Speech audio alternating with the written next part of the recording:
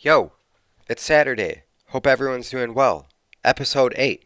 I love Saturdays. I get to sleep in, take my time waking up, hit up the dog park, work out, and play with my dog. We pretty much just chill all morning. It's great. This was the first full week of the JRooneyShow. If this is your first time tuning in, welcome. For those of you who have been following all along, I know it's only a few of you and I've already lost a subscriber, but I just wanted to give a big ass thank you.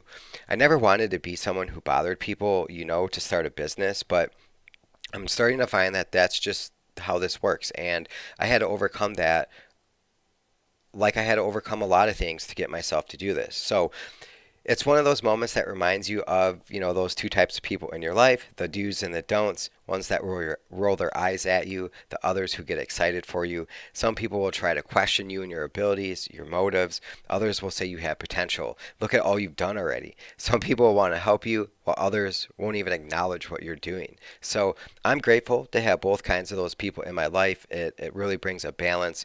Everything needs a balance. So don't ever get frustrated with those naysayers in your life. Use them as motivation, use them as balance, use them, to bring you back down to reality sometimes when you need it. Because sometimes on the other side of that coin, enablers aren't always good either. So thanks everyone out there. Thanks everyone who's reached out to me, given me feedback, or have just, kind of supported me along the way in all my endeavors throughout life. So I bet most of those naysayers out there have a lot of fear inside them and they don't even know it. And I bet most of them have never even followed a dream or a passion. So, just remember when you embark on something and you try something new or try something that most people are afraid to do, you're gonna get a lot of negativity back at you. You cannot let that steer your course down another path. Stay on your course, follow your dreams, listen to your heart, listen to your soul. So this week went really fast. On the Jay Rooney Show, we introduced the concept of time. I shared a story of anxiety with you. When you're working hard, time management is crucial. If you don't manage your time well, you're going to get anxiety from that. So make sure you're planning ahead, start a routine. I'm a big believer in routine and it's really important. It really helps us stay on top of our tasks and ultimately get to the places that we want to get to each day, each week, and beyond. So we also discussed the importance of debate in one's personal development. And that particular debate 2 episodes ago really got me thinking about the free market. I did that show on a Thursday and I spent like that entire night thinking about the free market. I've always deferred to experts on that subject matter. So I thought, you know what? I'm going to figure this out. And, what if someone asked me, what would my plan be? What would I do to try to fix our, wealth gap? How would I fix our free market? What would I actually say? And and so this is kind of where that the week kind of came full circle for me. So I went ahead, I jumped into this rabbit hole. I'm not an economist and I'm probably one of average intelligence, but I believe we should put our ideas out and let people pick them apart. That's how we learn. Um, I'm not even going to really throw my idea out there because it got really complicated and ultimately it didn't work out.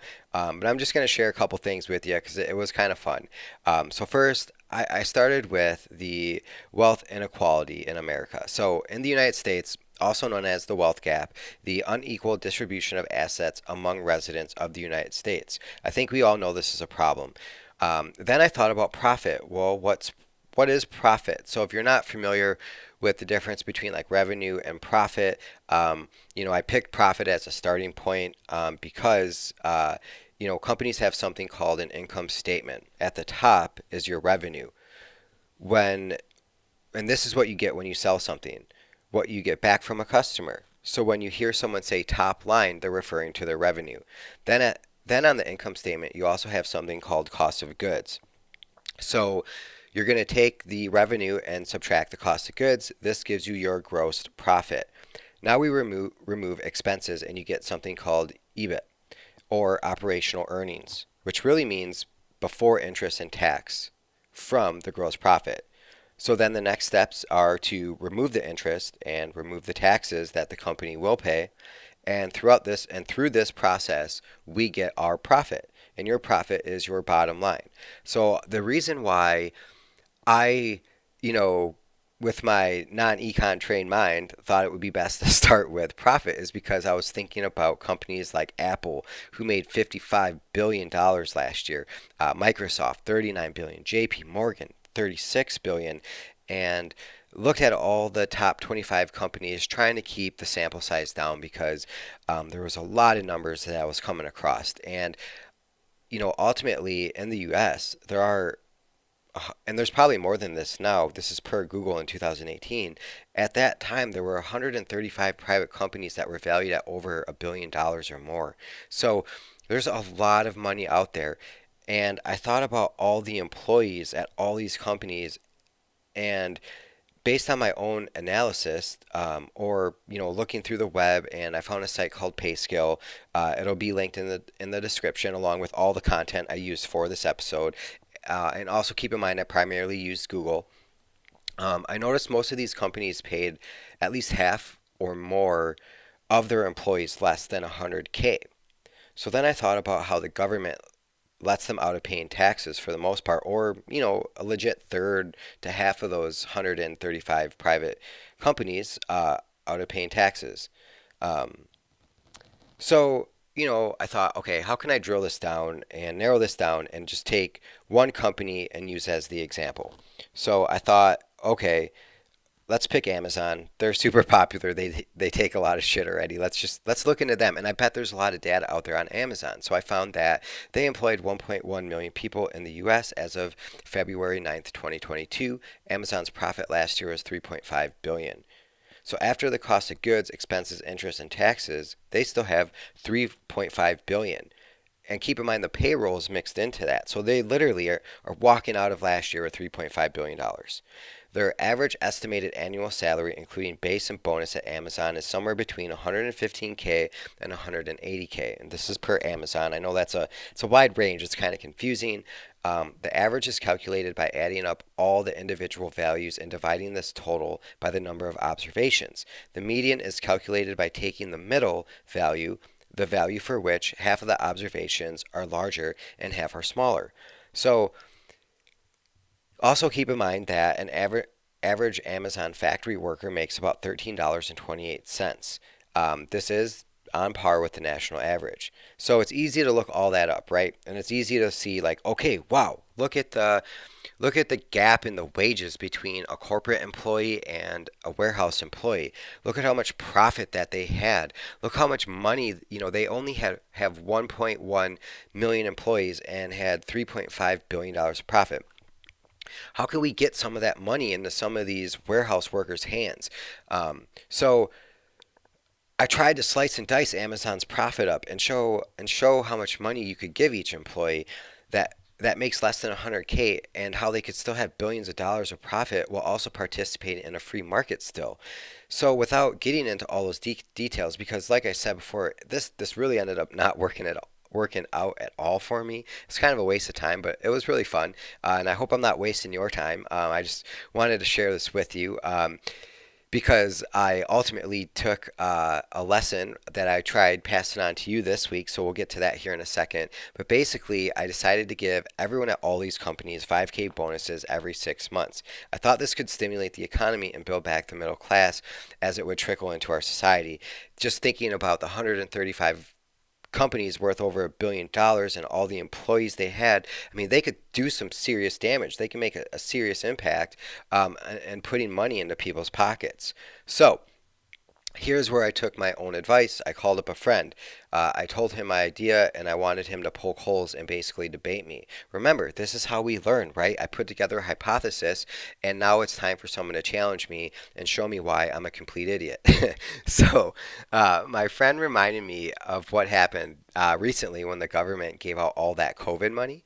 And we looked at all the companies offering more and more money than ever that still can't fill their jobs, and how folks will quit to hold out for one of these large corporate jobs that pay these bonuses that I'm proposing. So, without getting into every little gritty detail, he was basically able to point out a lot of flaws. And you know, I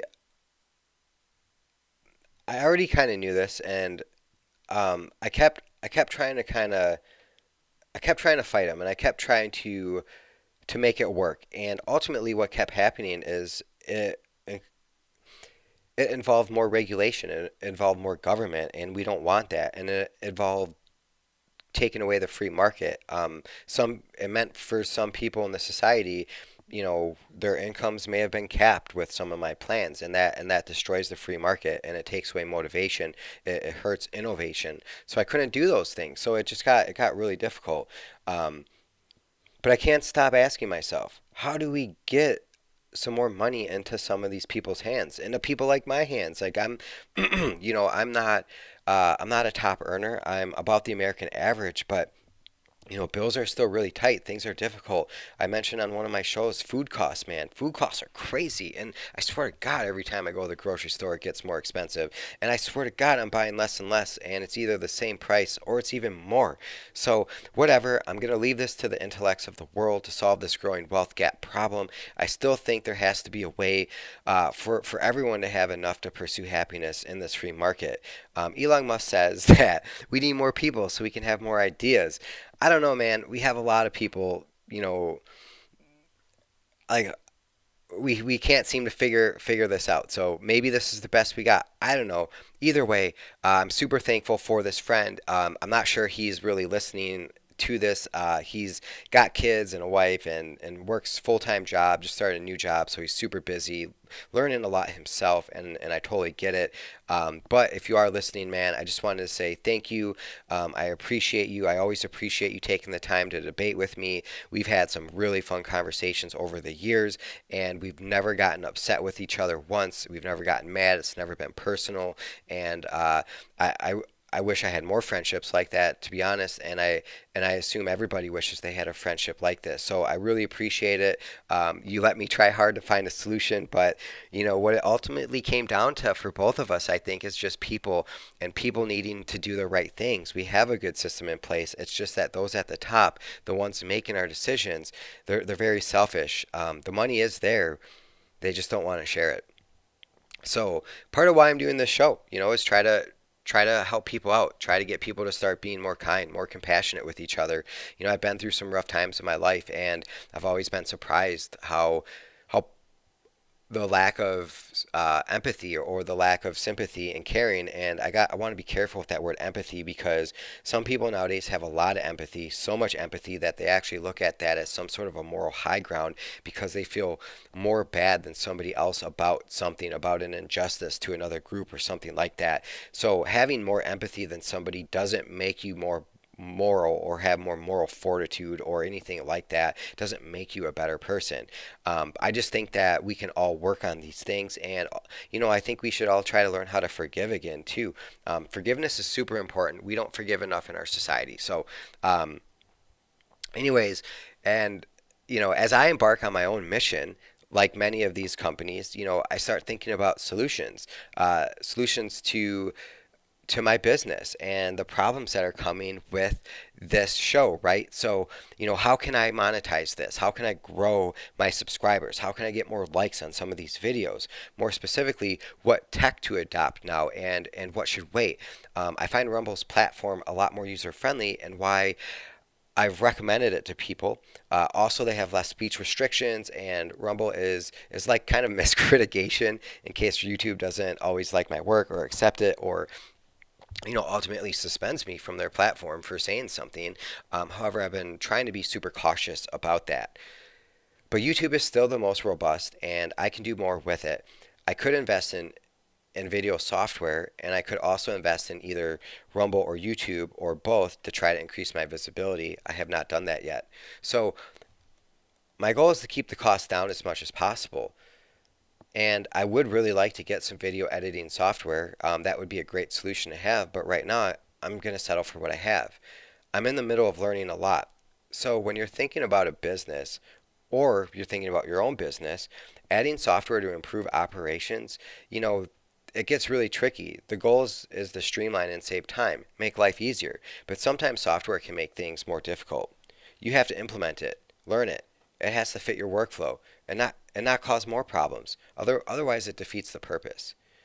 If you're not a disciplined person, technology won't help. But if you are, it could accelerate your progress. if someone out there is running a business, timing is everything. You know, that concept of time again. Time surrounds us. And just like our lives, as much as we may want to jump into something, sometimes we need to exercise patience and stay the course. So, you know, I'm a week into this. I haven't made any big decisions to purchase anything. Uh, I haven't gotten too aggressive trying to grow my likes or my subscribers. I've really just been relying on the network of folks around me. And, you know, this is something that I'm thinking is going to take like 2, 3 years to before I'll even know if this is even worth pursuing beyond that. So once again, thank you so much for tuning in my show. I'm really having a lot of fun with this, so I hope you are too. I'm throwing a lot of different subjects. I'm doing a lot of random segments. Still trying to find my voice and figure out exactly what I want to talk about. So before we call it a day, though, we're going to check out what's in the news. So we got a bunch of trending topics for you today. I'm not going to dig into any trending topics for you today. So when I do the in the news segment, I'm really just going to hit you with some headlines that jumped out to me. So if you haven't heard about any of these things, there'll be links to learn more about it in the description field. Otherwise, you're more than welcome to do your own research as well. So here's some quick hits. 19 Austin police officers indicted from an investigation in the 2022 protests per NPR. It sounds like they were using some excessive force. That's becoming a really interesting conversation, one that we may have to have another day. And then we have, Officer Kim Potter was sentenced to 2 years for the Dante Wright's death. I'm not really sure why people want to be police officers anymore. Um, you're really in a rock and a hard place, and I totally understand being afraid to quit your job, needing a paycheck. I need a paycheck too, and it is really, it is, you feel a lot of anxiety and fear just thinking about that decision. But ultimately, when you become a police officer, I'd like to think that most of you are doing it for the right thing. But the reality and what we've learned recently, I think a lot of police officers are really folks that were just self righteous, people who put themselves on some sort of a moral high ground and think that they have some sort of responsibility to, you know, to police us, to enforce the law on us because of that moral high ground that they stand on. And I think the thing that a lot of those people, not all, there's a lot of good police officers out there, don't get me wrong, but I think a lot of them are lacking the courage that they should have had in the first place when deciding to become a police officer. I really like, in the Republic when they explain who, like, the law enforcers should be, what types of people they should be. Not only should they be, the big and the strong and in the most shape, but they should also be some of the most intellectual, smartest, and also compassionate people. They should also have a lot of understanding. They should be very educated, not just on, like maths and sciences and having proper English and, or, be able to speak proper language and writing abilities, things like that. Um, Cops or people enforcing the law, they should be really, really talented people. They should have a lot of moral fortitude. And I just think right now there's a big double standard. I mean, it doesn't even always matter what the law is, depending on who the DA is and what state you're in. In the Kim Potter sentence, uh, she got sentenced to 2 years. Some people might say, hey, what the hell? It was an honest mistake that she made. She really thought she was trying to grab her taser, and um, she grabbed her gun and killed Dante on accident. And you can hear in the video say right away, oh my God, I meant to tase him, or it was something like that. I'm paraphrasing. Um, and she only got 2 years, and uh, I believe 6 years was supposed to be the smallest sentence in her state for that penalty.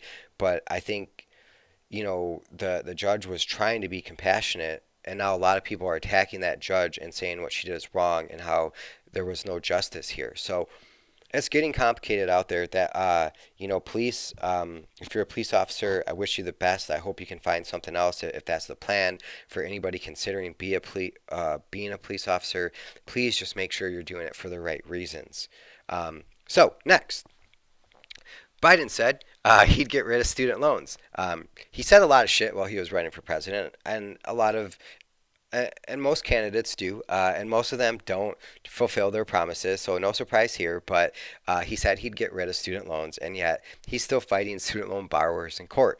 Um, I'm really not surprised, but I've came across at least two cases now where um, where someone's been in court trying to get rid of their student loans, and Biden's basically had the Department of Justice step in, and he's fighting it. I'll have one of these cases posted in the description if you want to check it out yourself.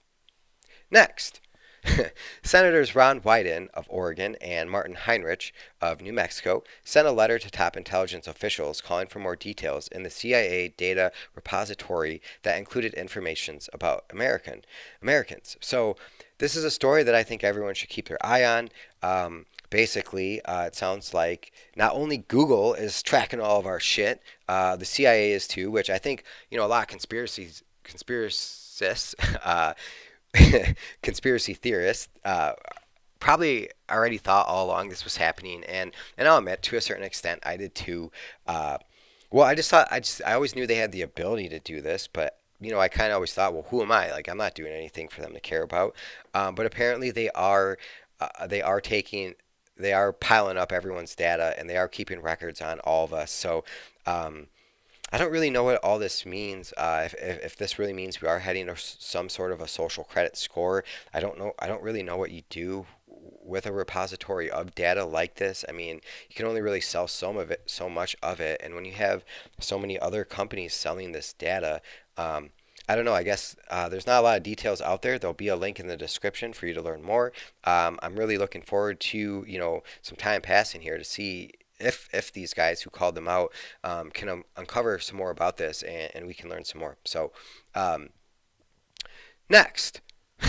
Federal marijuana monopoly finally ends. The federal monopoly on cannabis manufacturing for research has finally been broken, with two companies telling Marijuana Moment this week that they've harvested cannabis with the blessing of the Drug Enforcement Administration. So the DEA. The DEA gave them blessings. This is great news. I think this is something that is moving in the right direction, and because of that, I think we're going to end the show right there. Let's end on a positive note today. It is the weekend. Make sure you get out there, be really active, making sure don't make sure you don't eat too much. Spend some time outside, work out, play with your pets, play with your kids, do some reading. Don't just stimulate your body, stimulate your mind. Practice compassion, practice caring.